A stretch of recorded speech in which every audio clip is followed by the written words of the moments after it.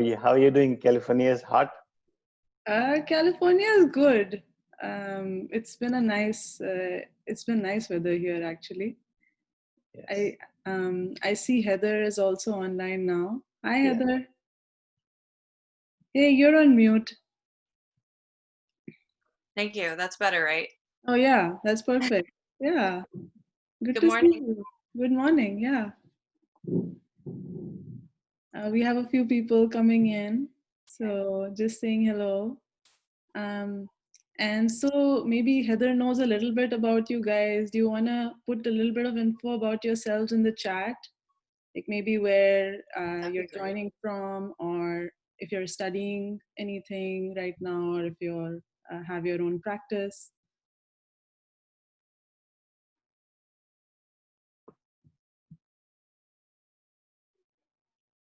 I'd love to hear that. That's great. Yeah. 2017. Hi, Tara. Are most people in the US? I think most people who join these live are usually in US. Those who are not, like maybe Canada or other time zones, they tend to see it, the recordings. So I'm expecting mostly US. Okay.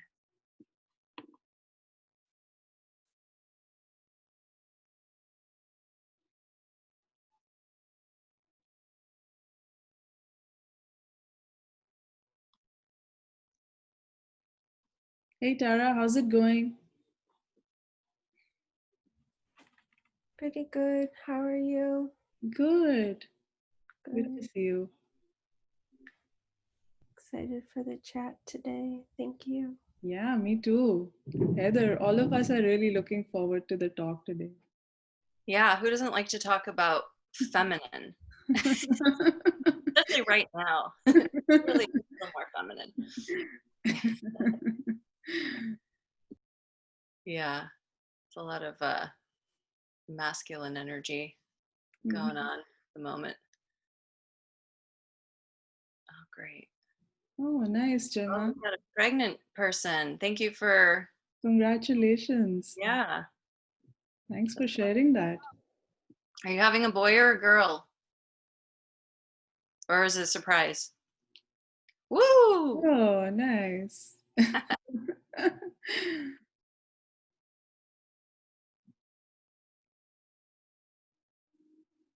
Yeah, so a lot of people in our community are either studying AWC or AWP, have already studied, and are all sort of trying to develop their own practice. So I think that this topic will be so relevant for all of us to understand, how can we support women in our practice. Yeah. So really excited, and thank you so much for taking the time today. And I know, especially since you have another talk right after this. That came up. I agreed. My light is so bright. I look like a ghost. I'm going to turn it down. But yes, they needed somebody to speak at the NAMA Right. President's Corner. I was like, they asked me to do. I was like, okay, I got to jump off this other thing at Right. 10. So anyway, if anybody's not sick of me at 10, they can go to the other thing for half an hour. And That's awesome, right? Wonderful. more, because I'm going to get kind of geeky on the other one with a lot of statistics and stuff. Right, right. Yeah. So yeah, I think I want to be cognizant of your time in that case today and really get started today, so that we have enough time at the end for questions as they come up. So those of you who are joining in, hi Michelle, good morning or good afternoon if you're on the East Coast. But what we'll do is we'll get started, and if you could just drop a little note about yourselves in the chat window, and as we go along the talk, if you have questions, put them in the chat as well, and then at the end we'll take questions. So with that, I'll hand over to you, Heather, and really thank you so much for being here today and for sharing your knowledge with us. Thank you so much. Thanks for inviting me to come. And I think it was Madison that connected us. Yes. Madden. Yeah. Yeah. There's one other thing I'd love to hear from everybody in the chat, and that's, are you practicing or are you in a transition toward a practice? Are you doing your practice and keeping a full-time job like many people do? So I kind of want to hear a little bit about your unique situation. That'd be great, because then I can sort of tailor some of this to you.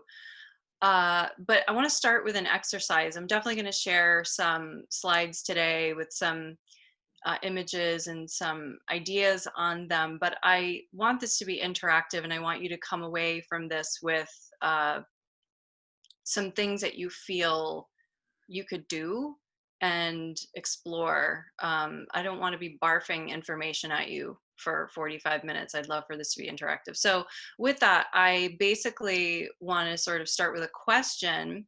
And thank you. I see all those answers coming in. I'll take a look at those in a sec. When you think of the divine feminine, just because the talk is called, welcome the divine feminine to your Ayurveda practice. But when you think of the divine feminine, I want you to type in the chat just whatever comes to mind, whatever words, ideas, or concepts come to mind about divine feminine specifically. So just go ahead whenever one comes up, just pop it in there. And I'm kind of curious about what nature. Ooh, okay.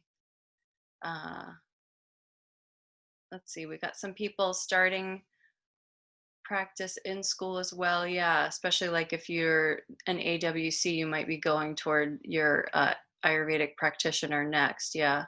Intuition, compassion, Lakshmi, intuitive healing nature. Oh, I like that. Shake power. I think I need an explanation.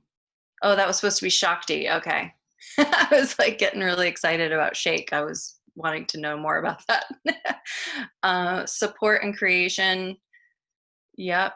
Incorporating training into my, okay, cool. No apologies.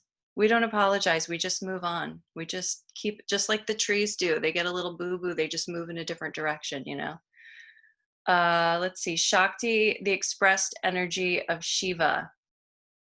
Yeah. All embracing. Prakriti. Infinite love, care, and healing. I love it. I'm kind of curious how many people we have here today. I want to make sure I hear from most of you guys. That's great. Awesome. So for anybody who just joined a little bit late, we're starting by everyone in the chat just typing in if they have certain words, ideas, or concepts that come to mind when they hear the term divine feminine. So when you hear the term divine feminine, what does that bring up for you? Yeah, I think we've probably heard from most of you guys, but feel free to type empowerment. Yeah. Okay. So love and peace, nurturing. I love it. They just keep coming. All right, so let's switch it. I want everybody to do the opposite concept, or the complementary concept, which is the divine masculine. Go ahead and type in for a second what comes to mind when you think of divine masculine. Sun, Purush, awareness, divine love, creative force. Oh, that's the feminine. Yeah, thank you for clarifying that. Consciousness for divine masculine. Mm-hmm. Discipline. Yeah. Shiva, strength and discipline. Propelling energy. I love how quickly you guys are popping these in there. Power, focus, power. Yeah, so that's come up. Awareness, consciousness, power. These are some ideas that have come up. Sun. Yeah, we're getting some themes, aren't we? So strength, light, clarity, mental clarity for the divine masculine. I think we have at least one guy on the call, right? I think I heard a male voice. Did we hear a male voice? Yeah. Cool. I'd love to see how his answers differ from all the ladies here. Let's see if everybody's coming up with different themes from that. That's amazing. I'm going to share a couple slides, so give me a sec to set that up. Oh, actually, can I screen share, Shruti? I don't think it's set up for that. Is that possible? Yeah, totally.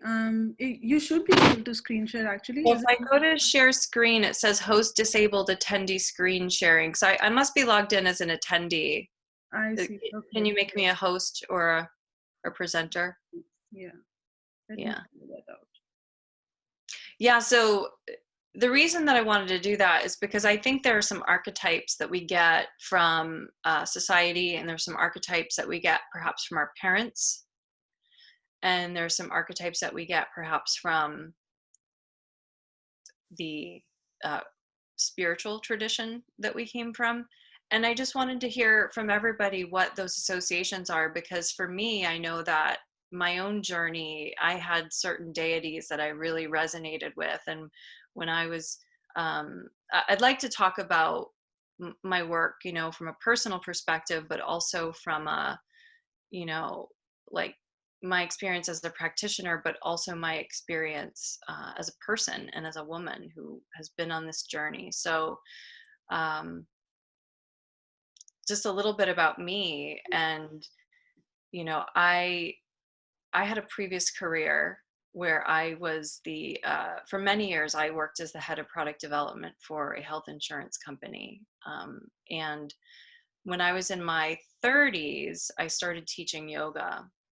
And that happened because one day in my sort of bored corporate life, where I had everything on paper looking good with my BMW and my high salary and my perfect husband and all these things, I woke up one New Year's Day and I said, I want to be healthy and happy.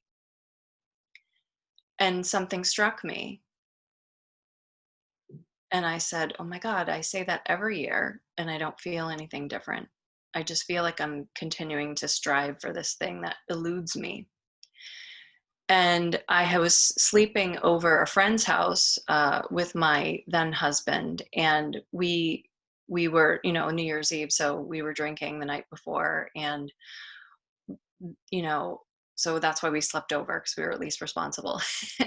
And we were sitting there, and we stayed over that day, and it was like I had this manic episode one morning, and I was like, oh my God, I have to do something about this. I feel like I keep reaching for this and it's eluding me.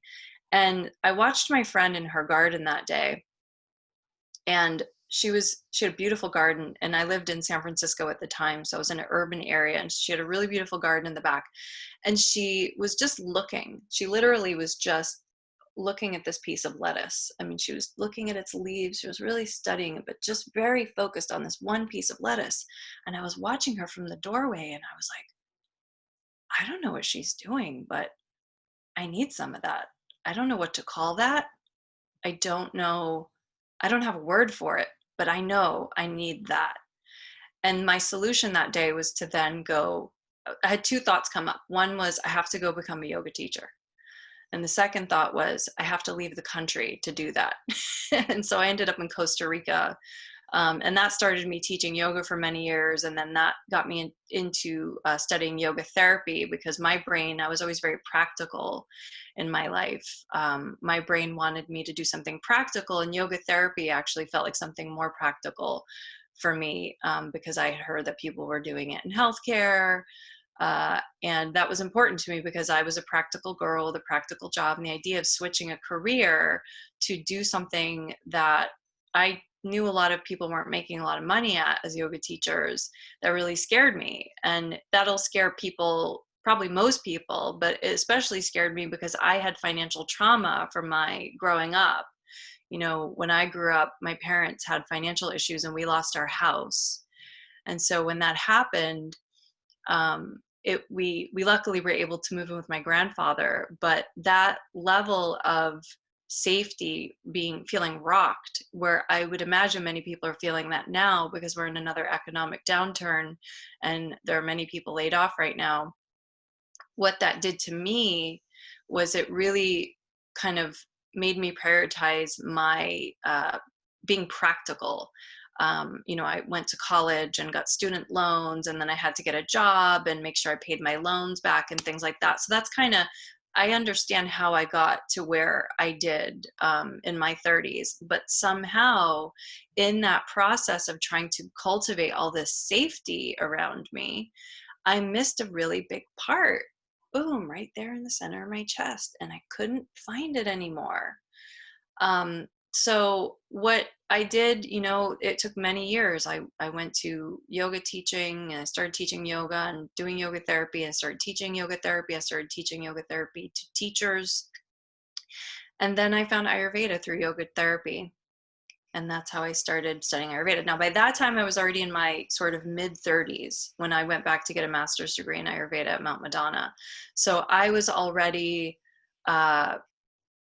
thinking, oh crap, I haven't had a kid yet. Am I going to do that now? So once a woman hits 35, if you haven't experienced this yourself, it starts to get very stressful when you think, oh my God, I've waited so long. Can it happen? Am I healthy enough? All these questions that come up. So while I was in Ayurveda school, it was a really big thing I was paying attention to. And I'll add to that what happened when I started to practice was that we know the reasons people come to us for Ayurveda. They know about Ayurveda's, we know they want to learn about the doshas.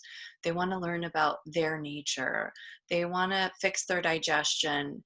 They want to fix their skin. There's all these different reasons that people are coming to Ayurveda. But the thing that, as I dug deeper into all the shrotas of the body, I was like, oh my God, if a woman doesn't have an actual biological issue with her period, she surely doesn't like it, and she's got a lot of negative feelings towards it. So that was one of the factors that kind of pointed me in that direction personally to focus on that. And the other thing that it just felt really aligned for me, because I'm like, I'm a woman. This makes great sense for me to do this. And so that's kind of my story. And I started a practice, in 2016. I had been practicing as a counselor, but it didn't really take off for me until I finished my practitioner program. And then even more after I did my master's degree. So, with each sort of deepening that I went through, my practice got stronger. But the other thing I did after I graduated is I took a year-long business coaching program that helped me learn how to talk about Ayurveda. Because what my concern was, when I graduate, with this thing called Ayurveda, which I know and love, but half the people I know can't pronounce, how can I do this for a living? So I spent a lot of energy on that as well, which is why when I ran for the board of NAMA, I said, people in our community need business skills. We don't need more, we need more clinical as well, but the schools, that's their job. And so what I push for NAMA to do is to help people with the business skills. And I also wrote a book. I put it behind me to be absolutely shameless. I wrote the Ayurvedic Guide to Fertility, and that's been all part of my learning journey. I'm very selfish about the work I do. It's the stuff I'm interested. If I focus on women's health, I feel like I'm a better mother. I'm a better woman. So that's kind of how I got here, and why I focus on what I do. Let's see if I can. All right, so we talked about divine feminine, and I put all these images of the different, I searched for Wonder Woman, and these were all the images that came up. And I just picked a bunch of different ones. And, so you've got the classic, like sexy, lots of Wonder Women wearing sexy clothes. And she's oftentimes very buff. And I like the punk rock Wonder Woman. Everyone's kind of got their own little interpretation. We have one chucking the finger at us. She's apparently a Wonder Woman too. And we've got a little seedling girl here. And we've got a maiden on a boat, that very innocent, maybe Parvati kind of energy. And then we've got a pregnant woman. I think she looks pregnant. So there's all these different images of divine feminine, I think, that get conjured up for all of us. You guys can still see my presentation, right? I just want to confirm that we're all... Yes, we can see. Okay, cool. Thank you. So, yeah, I mean, this idea of divine feminine is gonna bring up something different for everyone. And that partially happens because of how we learn in society, right? So when we think about women, we have these things called mirror neurons, right? We get patterned, we learn from our peers, we model behavior after the people who are around us. It's funny, as a yoga teacher, sometimes I would be talking, and I don't teach yoga anymore. I haven't for like a year. But when I used to teach yoga, I would hear my voice, and it was like I was hearing someone else's voice come out of me. So there's also this thing where we channel other people, and it was my teacher's voice coming through me. And then, then there's the things that you learn from school. So since we're all Ayurvedis here, let's talk about a real life example. Okay. Growing up, I didn't have very oily hair, and all of my friends did, because apparently I had a lot of more pitta friends. And despite how my energy feels, because I have kind of like an East Coast history, I don't really have a lot of pitta physically in my body. You may experience it as that, but I don't really have a lot of it in my body. And I never really, I've gone through a couple periods where I have, but I've always run cooler, drier, things like that. And when my friends would all be washing their hair every day, I would think, oh, I have to wash my hair every day. And then it wasn't really until I learned about Ayurveda that I was like, oh, I understand that. Understanding your particular constitution is so helpful, because it really makes you understand that you are different than everybody else, and why you do have to do things that are different than everybody else. And it really, I think, for me, helped me break a lot of conditioning that I had. Not that all conditioning is bad, but sometimes we do have conditioning that is not relevant to our life, and it's just something that we think that we're supposed to do. And so Ayurveda really helped me figure that kind of stuff out. And so the reason I'm showing all these different images is that you may have a very different idea of what the feminine is, or what it means to be a woman, or what it means to be a wife, or a girlfriend, or a partner, or a mother, or a grandmother, or a daughter, or all these sort of archetypal roles. And women, we are different than men biologically. So I'm going to talk about mostly the biological aspect of women. I know that there are gender associations that happen as well, where the biology of the individual and the mind of the individual are on different pages gender wise. So I'm talking more from a biological perspective, but I think you could apply probably to mind as well, that we're all going to have different ideas about this, and your clients are going to have different ideas about it as well. So I think it's really important to learn what those are when you're working with somebody. There are a lot of themes that women are going through. We've had feminist movements, we've had anti-feminist movements. There's a really fascinating movie for those of you guys in the US called Mrs. America. It's like a 4-part series that I watched recently on Hulu, I think. And, it was talking about how the feminists got to where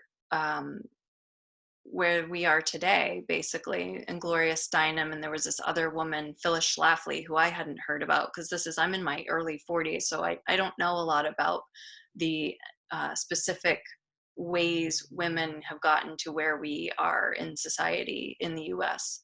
I want to learn more about it. I just know the basics is that, women weren't working in the workforce as much earlier in our history, and women work more in the workforce now, and that women tend to make less money than men, although that the gender gap is changing. And that women will oftentimes, when they decide to have a child, they'll oftentimes feel a disruption in their career because of that. So because women have a biological demand for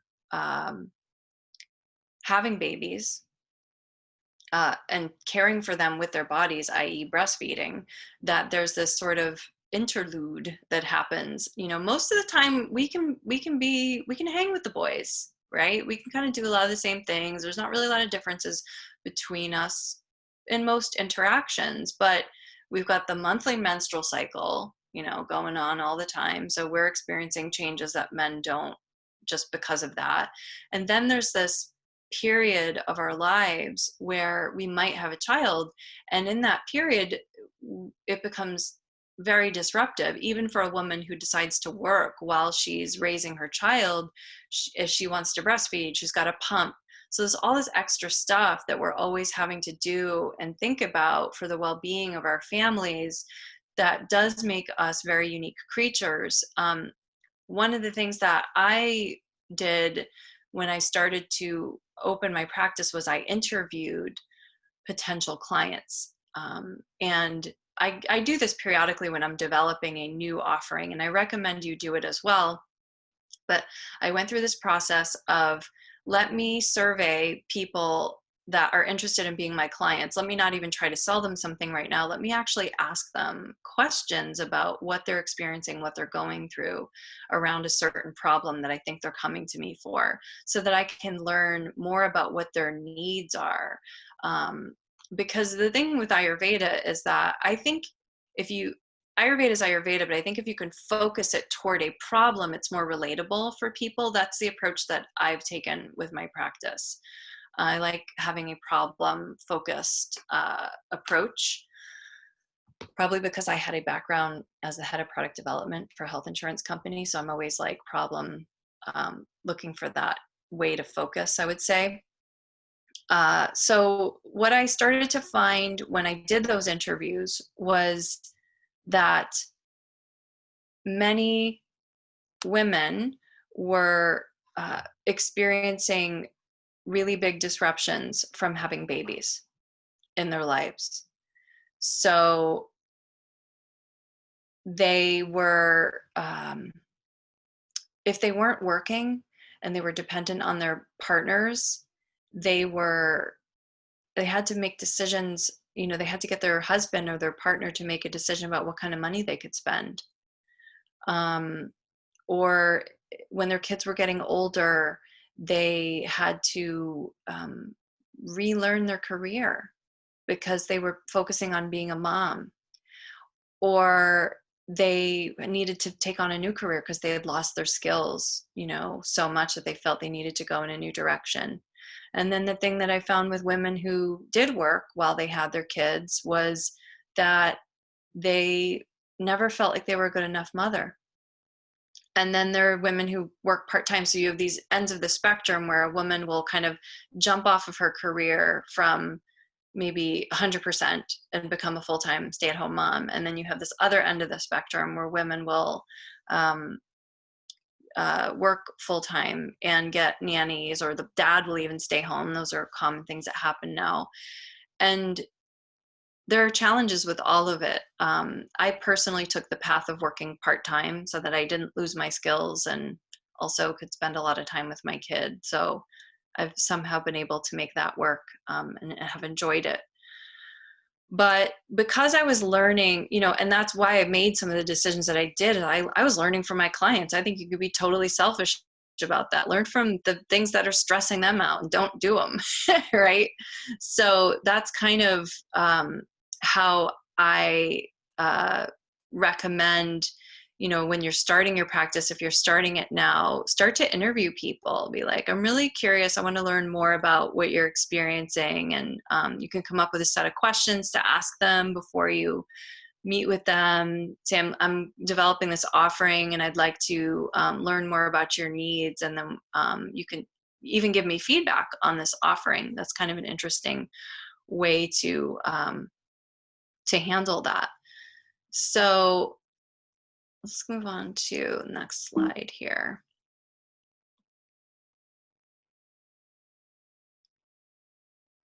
Okay, so you guys see here, before I say anything, give me some stuff in the chat.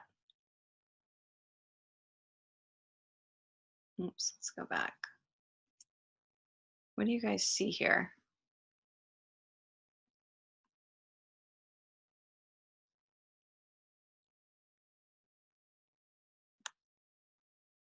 I seem to have lost my chat. Let me see. Oh, here we go. All right. We're seeing the roads of God and the roads of man, veins and paths. Yeah. Pathways, channels, veins, movement pathways, liquid. Oh, I love these answers. Okay, good. Caring touch, transport. These are great. Yeah. So this is, I want to talk with you guys about something I wrote about in my book, which is it's not called this in the Ayurvedic text. It's the bij, the ritukala, the kshetra, and the ambu, the seed, the season, the field, and the water. That was actually the original name of my book, was Seed, Season, Field, Water. It ended up being the Ayurvedic Guide to Fertility. But I've sort of tried to call this something like easily recognizable, which is the 4 fertility factors. And if you're familiar with them, from learning about women's health in the programs that you've been in, you may be familiar with them. I will cover them very, very briefly today with you, but I also want to help you learn how to apply these as principles to building your practice. So one of the things that's amazing about Ayurveda, you guys, is that it's poetry. Okay, and poetry speaks to people's hearts. Yes, we can learn all the intellectual stuff here, but there's something about Ayurveda that really helps people connect back with their hearts. And as a differentiator, as a form of medicine, I think it's really important to keep that in here. So why is it, I guess, so first of all, we talked about divine feminine as being, someone even said it was nature, Mother Nature, or all the words that you guys came up with in the beginning. But as a woman, and most of you guys here are women, will just say that you have something in common with nature or with Mother Nature. And you as well have these rivers and these veins inside your body. And when flow has been disrupted, as in the lake that has the dam or the river that has the dam, yes, as above, so below, exactly. We know what happens in a body when that happens. And so we treat the earth the same way that we treat our bodies, so we can learn from everything. We can learn from what's going on inside our bodies and wonder, is that similar to something happening on the planet? We can look at what's happening on the planet and go, does that relate to something in my body? So what happens when we dam a river, right? We get a pool, we get water getting diverted. So we get love, because water is love, right? We know that from Ayurveda. Love gets diverted when we block things. Love gets diverted. So when we unblock something, as we do with in healing work in Ayurveda, whether we're doing panchakarma or doing fasting as a more sort of gentle shamana palliative type of measure, we are sometimes having to unblock something if there's ama in the body.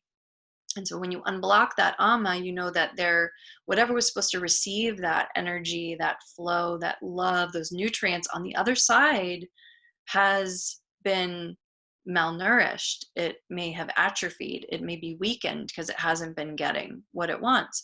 So when we unblock that, we know that will be vulnerable. And I want to kind of also bring that up in relation to what's happening emotionally in society right now, because many people are going through a lot right now. We have the pandemic. We have some amazing movements going on related to racial injustice. People feeling so many things right now and have had so many wounds for so long that seem to be kind of becoming unblocked, you know, with the sheltering and with the change of our space element really shifting how we relate to the world. I think our bodies are really changing in response to that inside. So our clients are going to be going through that too. Our clients, the clients that have called me in the last, you know, I stopped seeing clients when I launched my book. I took 2 months off, and I actually had planned on doing that before the pandemic. So I kind of lucked out. And then I reopened my practice, and people are experiencing a lot of the mental issues right now are through the roof. So when you start getting clients right now, and the clients that you're getting, they're, in addition to whatever physical stuff they have going on, there's a lot of mental, emotional stuff going on that may have been there before, but it's surfacing for a lot of people. And it's hard to deal with that because many of us, we want to like solve it, but there's actually a healing in just letting it flow. Because healing and medicine are not actually the same thing. It's certainly an art form. But the point is that when a wound has been opened and you know, because the unblocking has been done and the love starts to reflow back in, sometimes the body part, let's learn from the body, that body part actually can't even receive the love yet. It can't receive it because it's weak, it's hurt. So it needs time to rejuvenate. And that's why we do in cleanses, each phase of a cleanse is so important for a body to rejuvenate after there is the cleanse period. So my point here is that you are like the environment. Everything's going to affect you. Everything's affecting your clients. And it's like you said, the microcosm, the macrocosm are equal, as above, so below. Okay. The seed, the season, the field, and the water. So the seed is the reproductive material, right? Your egg and your sperm. I'm just going to give you like a very brief education on this. I'm assuming that you've probably heard it before at least once. And so there's the seed, there's the season. So the seed is obviously the sperm and the egg, and they have to come together to create a baby, because this is about fertility, right? And this is about creating life, for fertility factors. And when we talk about creating life, the reason I'm bringing this up is that you're creating a business. So the same creative processes that create a life can also create other things in your life. We know that the creative energy is not just for making babies. So we've got the seed, and then we've got the season, the ritukala, which is, you know, the woman's time of the month. It's kind of like the opportune time for getting pregnant. And that, you know, there's the opportune time of life, there's opportune time of the month, there's what happens to her as things shift and change through the month. So there's ritu, and then there's kala, sort of both words that are dealing with time and the routines of time, where you are in space and time. Those are the first two. So you've got the seed, the season, and then you've got the field down here, the little seedlings growing out of the field. So when an egg and a sperm come together and they form that zygote, the egg is passive. The egg does not say, hey, let me swim out to the man, let me make this happen. The egg waits, and the sperm actually has to do the work to reach the egg. So the egg is passive. And when that finally comes together, when she receives the sperm, then the egg will travel down the fallopian tube, get planted into the uterus, which is the field. So kshetra is the word for uterus in Ayurveda and Sanskrit, and that means field. Now that field at a very direct level is that sort of the uterus in the body, but the uterus lives inside your body, so it's affected by your overall health. The uterus lives in a house with another person or other people. The uterus has a job. The uterus is affected by the air in the environment. The uterus is affected by all the behaviors of the woman carrying it. So there's this, basically, it's ground zero for where a new life will come in, but it needs to be taken care of in a way that is beneficial for and helpful to make that possible. So there's a deep connection that women have with the earth, because we essentially have a field within us as well, and we are deeply affected by that macrocosm. And then if all that goes well and the egg gets implanted, as we have, one of our attendees today is pregnant, so she's been through all this in the last year, and then the water comes in. So that when a woman's pregnant, rasa and rakta go up. The body gets really watery and lots of blood, and it's really working hard to create this, new baby. I mean, you share a bloodstream with a baby through the placenta for sure, but you're sharing cells with a baby when you're pregnant as a woman. So how you treat your body, the love that you give your own body is going to end up being, so water is love, we know that. So the nutrients, the hormones, all those things that are present and available in your body, that's what's going to be available for the baby as well. So by you loving yourself, you love your baby, which is why I think women need to be really selfish. So there's the seed, the season, the field, and water. And the reason that I think this is so important learning is that you can apply this to your career. Okay, so let's do a quick exercise. And I know we want to get to some questions too, but let's do about your, let's say, your particular Ayurveda business. It's going to take different forms for different people. Some people do it as part of another career. We have healthcare practitioners that do it as part of another career. We have business consultants that do it as part of another career. We have a lot of people that use it as a different career. We have people who are doing it as a clinical practice. We have people who are writing books and don't take clients. We have people who create products. We have so many different kinds of people that are doing so many different things. People that are yoga teachers that are applying it to teaching yoga. We have acupuncturists applying it to that. But what kind of seed are you planting? So just kind of, you don't have to type anything in the chat unless you want to, but just take a moment to kind of close your eyes and ask yourself, what is the seed that I'm planting? What is this business? What is it? And whatever comes to mind on that. What is this seed that I'm planting? So what is this vision? Because we know that in the seed is everything that is necessary for a life to grow in an environment.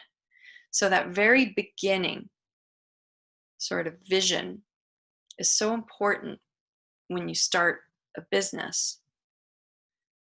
And it could come as like a clear vision, or it could come as being really inspired to serve a certain group of people with a certain problem in a certain place. Okay. And so that's really about, and it could also be that you're by yourself or in a practice, or you're working with other people together on a mission together. You have a business partner, you're part of a collective. So what kind of seed are you planting? Just kind of, and if you have a notebook, you might want to write that down. It might be useful for you to do that later. But that's the seed sort of meditation for your business. Now, going on to season, if you go from there to season, that's really about timing and making sure that you are doing something when you are trying to start your business or trying to get pregnant, that you're doing it at the right time. You are watching the environment around you and going, oh, this looks like a good time to do that. Maybe there's a market need for that right now. Or in your body, when you're thinking about getting pregnant, oh, I'm ovulating, time to have sex. You know, kind of the equivalent is learning what the right time is. And we know that one of the causes of disease, even in Ayurveda, or imbalance in Ayurveda, is kalaparinama, doing something at the wrong time. So what we want to do is we want to do for our business at the right time. And the right time could also be when you feel confident enough to do it. And what do you need to do to feel confident enough to do it? So whatever's coming up on that, if you want to write some of that down or note that for yourself. And then there's the field aspect. So what field is my business the best one to be planted in? What's my niche? What's my environment? Is it this specific city? And it's probably where you live. I mean, that's, you know, a no-brainer, but it's also, is it online? Should I be doing stuff on Instagram? Should I be on Facebook? You know, figuring out that best field to be in for you. Are you getting clients from, you know, a medical doctor who's having trouble with a certain health problem that they think Ayurveda can really help with? So what's the field that you're planting this seed in? And niche is really super important, figuring out what your niche is. And then lastly, how will you make sure the water is getting to the seed that you're planting? How do you make sure it's getting the water? So like water is attention, water is about mixing, it's about lubrication, it's about protecting, it's about protection, it's cooling. There's so many different things about it, but it's nurturing, right? So you got to nurture your business. If one of the things that struck me, because I'm on the NAMA board and I know you guys are professionals, so I really, really, really want to encourage you to train, get training, even beyond like Ayurveda training, get business training, if you want to write a book, get, you know, hire coaches. There are many ways people do this kind of stuff. And there's a lot of free stuff on the internet. And there are also people that you can work with one-on-one. And there are people that you can, the programs you can sign up for. And I think it's really beneficial to do that for people because that's the water. That's how you keep giving the things that you feel passionate about that water. Okay. So you can see how, because Ayurveda is poetry, I mean, Ram Karan Sharma translated one, I think he translated a version of Tarak, or one of the three main texts. And I met him once, and he's since passed away, but he had also translated all these books by all these other Indian poets.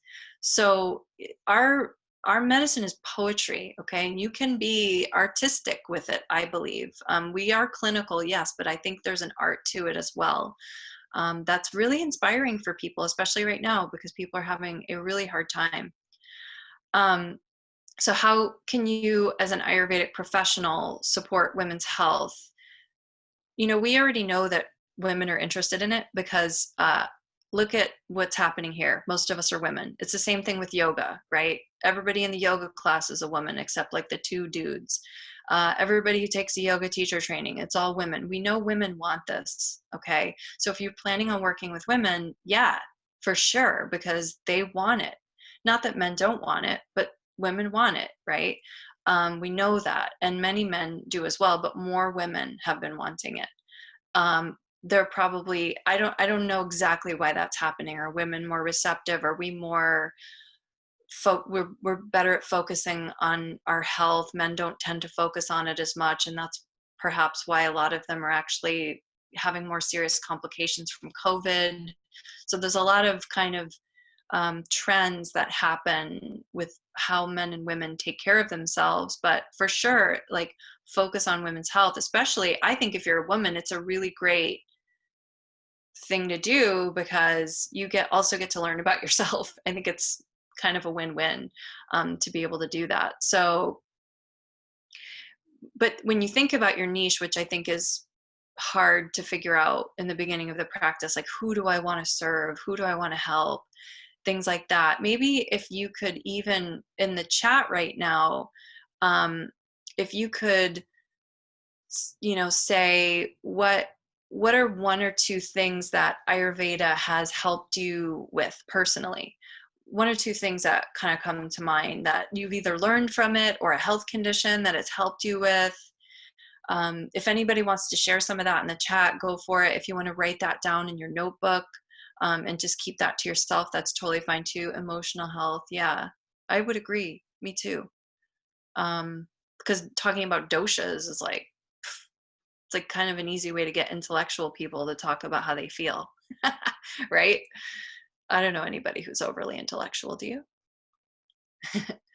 Okay, better understanding of myself and having more self-acceptance. Yeah, totally.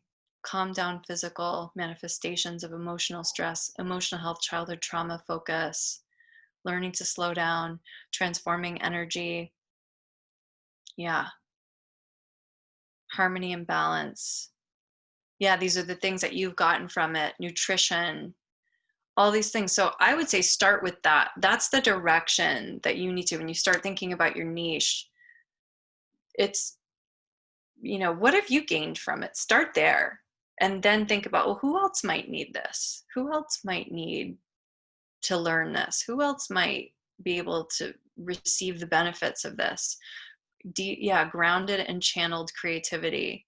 Slowing down and paying attention to patterns, rhythms, and flows. Yes, these all really resonate with me as well. Because at the end of the day, Ayurveda is really about learning about yourself and how your body works and how it works in relation to the world, and how other people's bodies are working in relation to you and the world. So, I would say, working on niche stuff is super important. And, I don't know if anybody has done that kind of work yet, but I think it's really, especially if you're just starting out, to be able to do that. Yeah.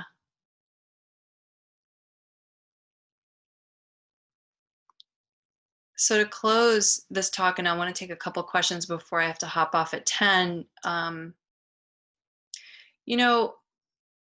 it's always a process. And I think it's hard to, when you're starting your practice and you see what other people are doing that have been at it more, longer, it's kind of easy to get maybe like stuck and say, oh, I can't do this because I'm not going to do it as well as that person. Or there's a lot of things that kind of hold us back in the beginning. And because I'm getting the sense that there's a fair amount of you guys that are counselors. And one of the things I hear a lot from counselors is that they don't feel like they've learned enough and they want to go on to the next level. But you do have to keep applying what you're learning, even if you want to learn more and you want to take another training and get the next deeper level of education. You still need to apply what you're learning, even if you don't know enough, and even if you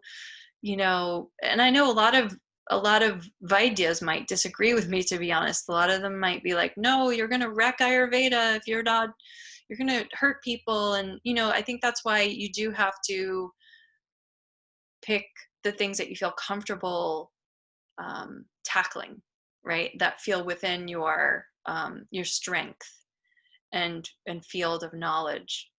So with the feminine and how we, there's a lot that has to get healed in women right now of where we're at in society. I think because so many women have come to Ayurveda and to yoga, that tells us something. We are feeling that there's a lot, and we can see what's going on in the world around us, and that's going to affect our bodies. The children that we have in this generation, the autism rates have gone up. There's all these real clear manifestations that things are not going very well with the children that are being born. The fertility rates are declining, things like that. So we can really help with that. And the way that we start with ourselves. We start with ourselves, and then we bring in the village, okay? So I want to just also close by saying that if anybody wants to learn more or talk or whatever, if you want to learn about my book, it's on Amazon. It's also on Barnes & Noble. It's on Bookshop, which I think is an indie bookseller. You can learn about it on my website, which I've shared here, heathergrzych.com. If you want to touch base, let's connect. If you want to learn more about 4 fertility factors, I'm going to be offering some training programs on that soon.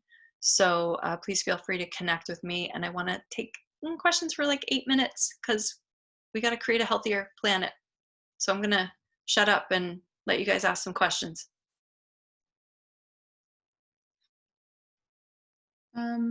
So Gemma just posted a question on the chat. If you want to take a look, Heather. Okay. Let me get back to. Or if you'd like me to read it out, I could do that. Yeah, that'd be great. Could you do that? Sure. Gemma says, I'm really struggling with learning herbal formulations. There are so many, so much Sanskrit, and hard to stay in a mentality of treating the person and not slipping into this herb or formulation is for this disease/symptom. This creates fear in me to step into starting a practice that incorporates herbal recommendations, which I want to do. Any tips? Yeah, so when you learn about an herb, and this same thing happens in modern medicine, I think it's probably why we have such problems in modern medicine with pharmaceutical uses. Like you said, this condition, this problem, I would actually focus on the other aspects of the benefits of the herbs, and I would learn about their karmas. Learn about the karma of the herb, the action of the herb. And when you learn the action of something and you learn what its nature is and what it does, then you can apply that more easily to, it's more about learning.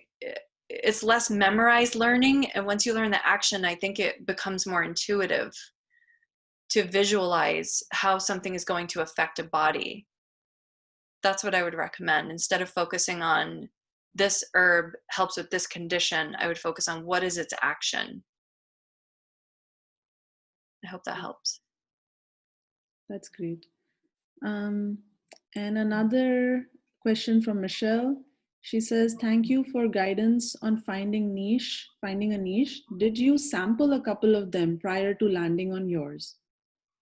Yeah, for sure. And I even worked with men because I'm not, I've been focusing more on women.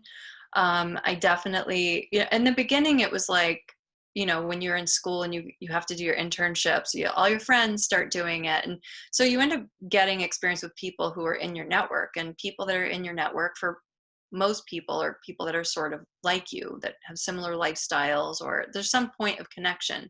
There are different worlds you travel in, though. You might travel in the yoga world, you might travel in some certain business world, you might travel in a certain ethnic community. So there are different worlds that you travel in, and just start to pull people in from different places and ask them. And I did do that. I just brought, who's in my circle, and let's just bring them in. And I was at the time practicing out of a yoga studio. So it was like whoever was going in that yoga studio, which is tricky now because, we're not going to yoga studios. But if you're networked into something, pull people out of that network to get a vein, to hit that vein and get those people in. And if you've got multiple veins, yes, test them all. I think it's a great idea. Great. Heather says, I am on a personal fertility journey where I have undiagnosed infertility. This past year, through my practitioner journey and putting on a student eye, I'm trying to heal myself. It does put doubt in me in this area as to helping others in this way. Feels too close but yet connected. Any thoughts on how to self-heal while authentically supporting others when it's so close? Gosh, I really, really, really feel for you. I just want to say that. And I decided to focus, before I started to focus on fertility, I focused on working with the menstrual cycle from a functional perspective. And so that might be an area for you to focus on, that, if you want to focus on infertility, that's going to bring up a lot more emotions for you, because it's going to bring up all those doubts and questions about, why and all these things. And some of them they're God questions even that come up in that journey. And it's very challenging and difficult. So you could focus on the menstrual cycle, and working with, creating that healthy menstrual cycle. And because that is, an indicator, and just obviously health overall, because fertility it's an output, or it's a result of good health, right? So, and it's both the man and the woman, and it is challenged by kavaigunya, so wounds of the past. It is challenged by environmental considerations and things like that. So you could focus on something that's not directly related to it, because it might just be like too unbearable, but something that's kind of adjacent to it that keeps you close enough to it without constantly triggering you. I hope that helps. That's a really good way to think about it. Yeah. A question from Tara. She's asking, any advice on networking? On networking. Yeah. I mean, again, what network are you in now? Start there. Who's in your network now? Who do you want to network with? And the greater degree people are from you, the harder it is to reach them. Because I tried to get Deepak Chopra to write the foreword for my book, and I was like hitting walls everywhere. And it was really frustrating. Then I'm like, oh, Dr. Douillard's the perfect person. It just flowed much more easily. So, reach, but don't reach like too far to network. Start with where you're at and then go like inches from there. Someone will connect you with someone will connect you with someone, and like really speak from your heart about what you're trying to do, because people will be motivated. Express your emotions. I'm frustrated. I want to do this. People will try to help you if you express what you're trying to do. Oh my God, I know we're going to have too many more questions and I have to hop off in like 30 seconds. All right. So actually, we should close here. I know there are some interesting comments and questions still coming, but Heather has shared her email. Yeah. I do hope to have you back, Heather, sometime. You have such an interesting experience, and thank you so much for making time today. And I want to give you enough time to get into your next presentation with Nama. So thank you everyone for joining today. I know we're ending a little bit early today, but thank you so much, everybody. Yeah, thank you guys. I'm so sorry I didn't get to everybody's questions. Please email me. Okay. Bye, everybody. Thank you. Bye-bye. Bye.